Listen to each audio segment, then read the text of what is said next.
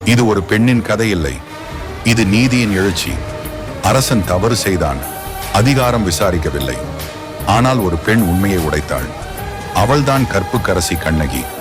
பூம்புகார் என்னும் செழிப்பான நகரத்தில் செல்வமும் மரியாதையும் நிறைந்த வணிக குடும்பத்தில் பிறந்தவள் கண்ணகி.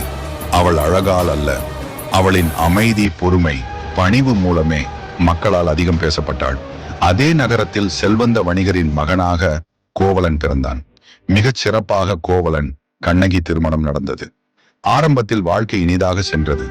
ஆனால் மனிதனின் மனம் எப்போதும் ஒரே நிலைமையில் இருக்காது. நாட்டிய கலைஞான மாதவி கோவலனின் வாழ்க்கையில் வந்தாள்.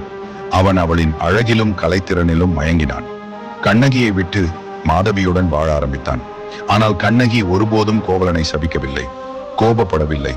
தன் கணவன் மீது இருந்த காதலால் அமைதியாக காத்திருந்தாள். மாதவியுடன் வாழ்ந்த காலத்தில் கோவலன் தன் செல்வத்தை முழுவதும் இழந்தான். இறுதியில் அவனுக்கு எதுவும் மீதமில்லை. அப்போதுதான் அவன் செய்த தவறுகளை உணர்ந்தான். கோவலன் கண்ணகியிடம் திரும்பி வந்தான். அவள் கேட்டது ஒன்றே ஒன்று, நீ திருந்தி விட்டாயா? அவன் ஆம் என்றான். அவள் தன் ஒரே சொத்தான 2 சிலம்புகளை அவனிடம் கொடுத்தாள். பூம்புகார் விட்டு இருவரும் மதுரைக்கு பயணம் செய்தனர். மதுரையில் ஒரு வேலைக்காரன் அரசியின் சிலம்பை திருடி இருந்தான். பயத்தில் அவன் கோவலனை திருடனாக காட்டினான்.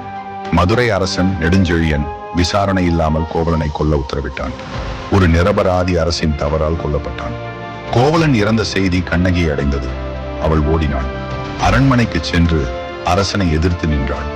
அரசனை நேராக பார்த்தாள். கண்ணகி தன் சிலம்பை உடைத்தாள். அதில் முத்துக்கள் இருந்தன. அரசன் உத்தரவிட காவலர்கள் அரசியின் சிலம்பை உடைத்தனர். அதில் ரத்தினங்கள் வெளிப்பட்டன. உண்மை வெளிச்சத்திற்கு வந்தது. அரசன் தன் தவறை உணர்ந்தான். அவன் அந்த இடத்திலேயே உயிர் நீத்தான். கண்ணகி மதுரையை சபித்தாள். நகரம் தீயால் அழிந்தது. இறுதியில் கண்ணகி வடக்கே பயணம் செய்தாள்.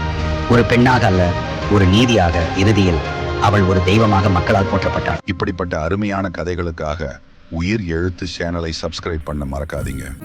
உங்கள் வாழ்க்கையை உயிர்ப்பிக்கும் வார்த்தைகளோடு